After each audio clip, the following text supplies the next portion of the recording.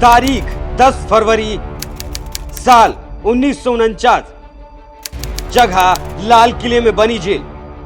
नमस्कार, मैं हूं आपके साथ अभिषेक पुंडीर। आज जो मैं आपको कहानी बताने जा रहा हूं वो वरिष्ठ पत्रकार प्रखर श्रीवास्तव की किताब हे राम से लिया गया एक अंश है, जिसमें बताया गया है कि उस वक्त के कानून मंत्री बाबा साहेब अम्बेडकर कैसे नाथुराम गोडसे को फांसी से बचाना चाहते थे। ये वो तारीख थी जिस दिन लाल किले में बनी अदालत गांधी हत्याकांड में अपना फैसला सुनाने जा रही थी। उस दिन पूरा कोर्ट रूम खचाखच भरा था। पूरे लाल किले में सुरक्षा के पुख्ता इंतजाम किए गए थे। इस पूरे इलाके को एक दिन पहले ही प्रतिबंधित भी घोषित कर दिया गया था। एंट्री कार्ड देखने के बाद ही किसी को भी अदालत के अंदर जाने की अनुमति दी जाती थी। अदालत के अंदर सीआईडी भी सादी वर्दी में मौजूद थी और तमाम तरह के पुलिसकर्मी और तमाम तरह की सुरक्षा उस दिन कोर्ट में मौजूद थी। वक्त सुबह 11:20। गोडसे सावरकर समेत जितने भी आरोपी थे सबको कोर्ट में लाया गया। सबसे आगे इनमें नाथुराम गोडसे था। इसके बाद 11:30 बजे जस्टिस आत्मचरण अदालत में आते हैं, कुर्सी पर बैठते हैं और बिना देर करे अपना फैसला सुनाना शुरू कर देते हैं। नाथुराम गोडसे सजाए मौत, नारायण आप्टे सजाए मौत, विष्णु करकरे उम्र कैद, मदन लाल पाहवा उम्र कैद, गोपाल गोडसे उम्र कैद, शंकर किस्तैया उम्र कैद, डॉक्टर दत्तात्रेय परचुरे उम्र कैद, विनायक सावरकर निर्दोष, दिगंबर बड़गे सरकारी गवाह होने की वजह से बच गया। सजा सुनाने में जस्टिस आत्मचरण को सिर्फ 20 मिनट लगे। जैसे ही जज ने सजा सुनाई, कटघरे में खड़े गोडसे और उसके साथियों ने स्वतंत्रता लक्ष्मी की जय, हिंदू राष्ट्र की जय, अखंड भारत अमर रहे और वंदे मातरम के उद्घोष लगाने शुरू कर दिए। फांसी की सजा सुनने के बाद भी गोडसे के चेहरे पर कोई शिकन नहीं थी। वहीं करकरे, बाबा गोपाल और परचुरे उम्रकैद की सजा सुनने के बाद भी व्याकुल नजर आ रहे थे। वीर सावरकर का चेहरा बरी होने के बाद भी भावहीन था। अनपढ़ शंकर किस्तैया को समझ ही नहीं आ रहा था कि उसके साथ आखिर हुआ क्या है, क्योंकि वो तो सिर्फ बड़गे का नौकर था। जैसे बड़गे उसे आदेश देता था वो वही काम कर देता था और इसी वजह से बड़गे बच भी निकला। यहाँ पहले कानून का खेल समझिए। अगर गांधी पर हुआ पहला हमला कामयाब हो जाता तो दिगंबर बड़गे गांधी का हत्यारा होता, लेकिन वो सरकारी गवाह बन गया और कानून ने उसे माफी दे दी। एक भी दिन की उसे सजा नहीं सुनाई गई। क्यों बरी हुए वीर सावरकर?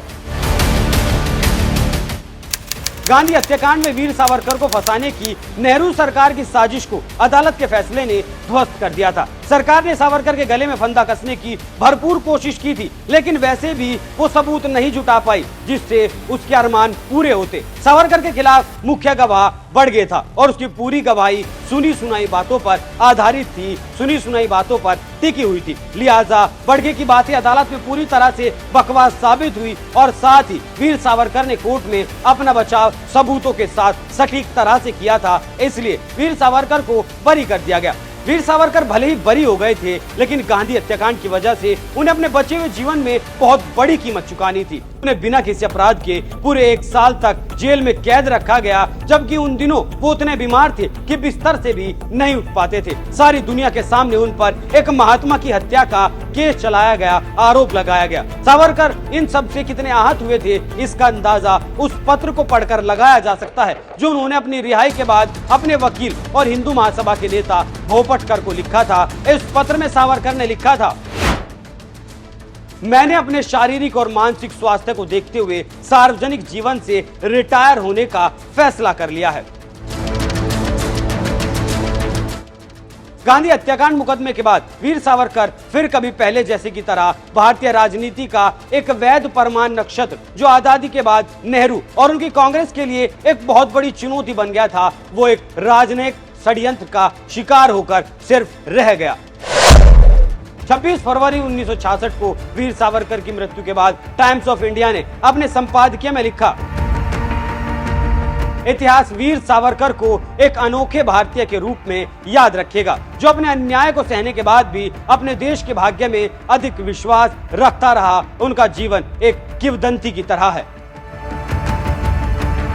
अब सावरकर विरोधियों से एक सवाल, इतने साल गुजरने के बाद भी इस देश के कथित लिबरल, सेक्युलर और वामपंथी गांधी की हत्या का सहारा लेकर सावरकर को पानी पी पी कर कोसते हैं। सवाल है, अगर गांधी हत्याकांड में हाथ होने के बाद भी सेशन कोर्ट ने सावरकर को बरी कर दिया था, तो नेहरू की सरकार ने हाई कोर्ट में अपील क्यों नहीं की, सुप्रीम कोर्ट में सावरकर के खिलाफ अपील क्यों नहीं की गई? जाहिर है नेहरू जानते थे कि हाई कोर्ट में भी उन्हें मुंह की खानी पड़ेगी, क्योंकि सबूत थे उनके पास नहीं थे। वीर सावरकर के विरोधियों को सुप्रीम कोर्ट के जस्टिस थॉमस के विचारों को जरूर पढ़ना चाहिए, जो उन्होंने एक किताब की प्रस्तावना लिखते हुए व्यक्त किए थे। जस्टिस थॉमस 1996 में सुप्रीम कोर्ट के जज जस्टिस थॉमस ने बाद में राजीव गांधी हत्याकांड के आरोपियों को सजा सुनाई थी। इसमें जस्टिस ने लिखा था, वीर विनायक दामोदर सावरकर के वीरतापूर्ण जीवन का वर्णन प्रेरक है।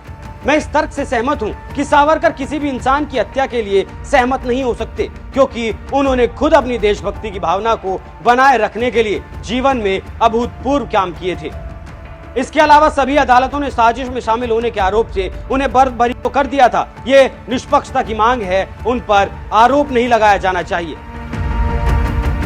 इसके अलावा सभी अदालतों ने सावरकर को साजिश में शामिल होने के आरोपों से बरी तो कर दिया। ये निष्पक्षता की मांग है कि अब उन पर आरोप ना लगाया जाए।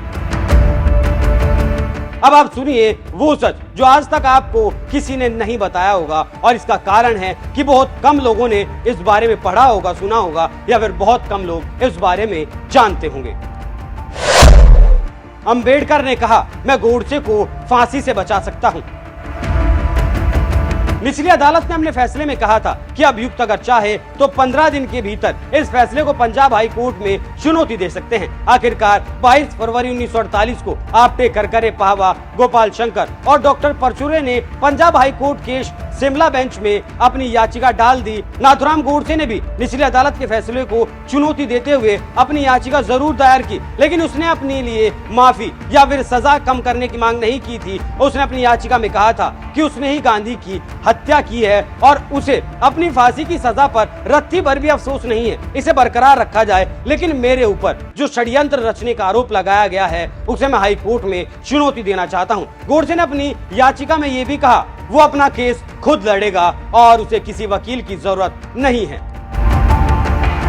इसी बीच वो घटना घटी जिसकी किसी ने उम्मीद भी नहीं की थी। ये घटना बहुत बड़ी घटना थी और इस बात का खुलासा नाथुराम गोडसे के भाई गोपाल गोडसे ने अपनी किताब में 1992 में किया। गोपाल का दावा था कि तत्कालीन कानून मंत्री डॉक्टर अंबेडकर ने गोडसे के वकील से संपर्क किया और कहा कि वो गोडसे को फांसी से बचा सकते हैं। गोपाल गोडसे के मुताबिक कानून मंत्री डॉक्टर भीमराव अंबेडकर ने नाथुराम के वकील से संपर्क किया और कहा कि अगर गोडसे चाहता है कि उसकी फांसी की सजा को आजीवन कारावास में बदल दिया जाए तो वो इसकी व्यवस्था कर देंगे।